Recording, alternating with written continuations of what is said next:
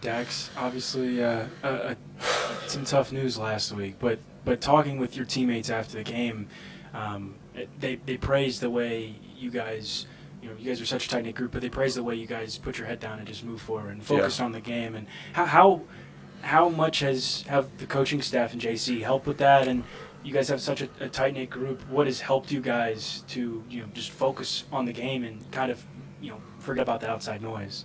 Obviously, when people decide the coach is gone on a Tuesday right before practice, that's pretty tough on the team.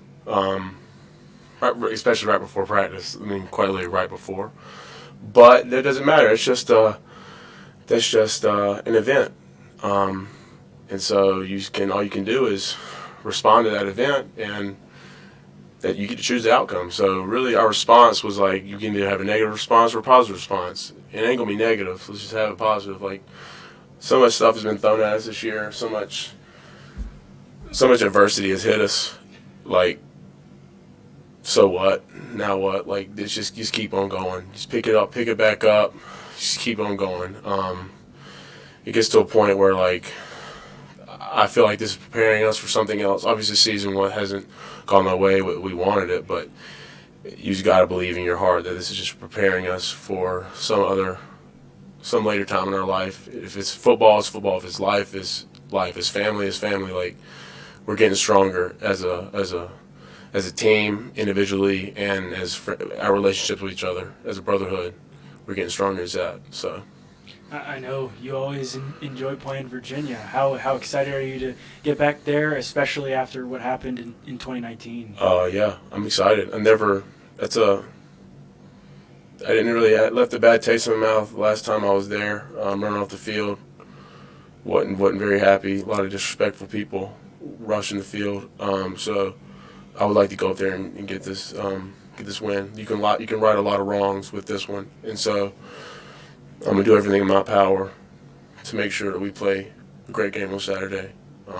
So, yeah, that's really my goal this week. They have a pretty talented quarterback Mm-hmm. back there. What have you noticed from him, and what makes him so tough to defend? He's good at trying to diagnose his coverage pre-snap and gets the ball out really fast. He's good against zone. A little man free. Doesn't do as great at. So we can probably, if we just get it, we got to rush. Obviously, rush the passer. We can get that. We can do. But he's a good player. He's tough. He can scramble out of the pocket and throw a really good ball. So he's got to keep him contained, keep an eye on him, and really just stay really disciplined in coverage. I'm sure you saw JC a lot when he was working with the defensive line. Mm-hmm. What's it been like having him as the interim head coach in that head role now? I mean, he's a Hokie. Really, he's me. He's the guys on our team. Like, he's like Ham and Jack. We are a part of the brotherhood here. And it says it before we go out, for those who have passed and for those who come, like, that's what the culture is here. That's what we need it to be. And you can tell the passion he has for this place and the amount of love that he has coming to work each day, and true amount of joy that he gets from coaching at his school. Like, he loves it and he does not take it for granted whatsoever. And regardless of winning or losing last week, like, we got closer as a team, and obviously we didn't have the outcome that we wanted, but we know he cares about us, and we know that he wants the best for us, and I'd run through the wall for him. I love that man. He's been an incredible coach this past week for us, and that's exactly what we needed.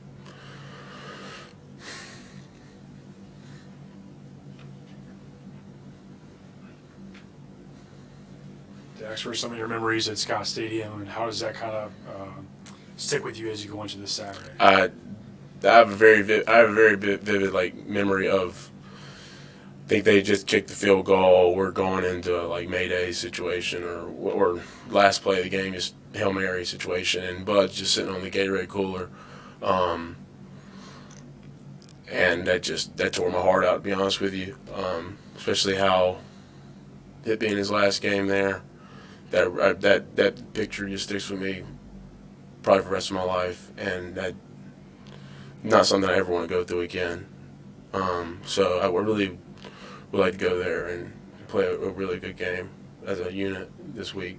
How do you guys use that as fuel to use that this Saturday and stay focused as well, and get JC to win too? Right now, it's UVA. Like, regardless how the seasons went, it's not been the way we wanted it.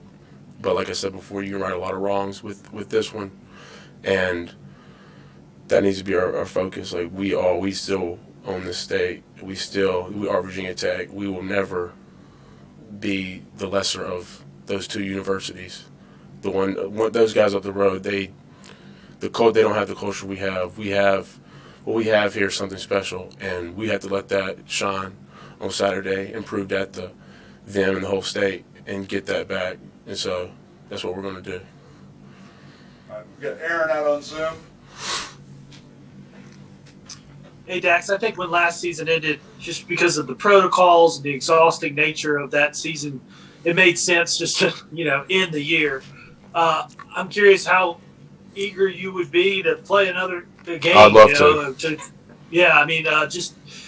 And I guess the sense you get in the locker room from the guys about the camaraderie and desiring to stay together for another month or so. There's never been a bad bowl. I'd love to go to a bowl game.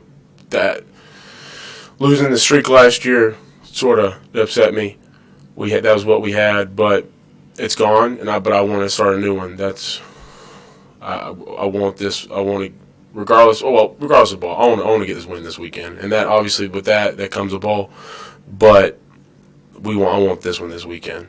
Bowl would be great, and that's the outcome of it. But yeah, UVA is really my big plan. Sorry to interrupt you. No, what was your reaction when Trey made the decision to get in a car and drive 23 hours round trip to last week's game? I remember, what game was it that he didn't play? Didn't go to Boston. He didn't go to Boston College. And I remember, I don't get on social media that much. I'll delete it. I'll allow myself to get on Instagram for like one time a week just to maybe post a picture, or maybe after Sunday after a win, I might get on there, but I don't get on social media a lot.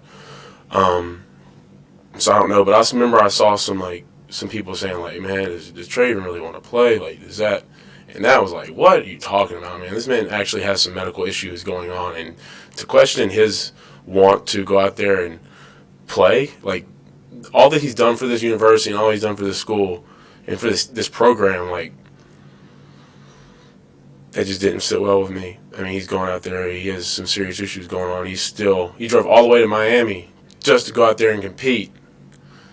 Drove all the way to Miami. And for people to question his want and his drive to go out there and play is just, that's just laughable, to be honest with you. It's just another example of these people outside this building have no clue what actually goes on inside these walls. And 99% of the stuff the assumptions that people make on the outside is actually laughable for the guys on the inside to look at that stuff. And that's the moral of the story. It's just funny because that's never been the case.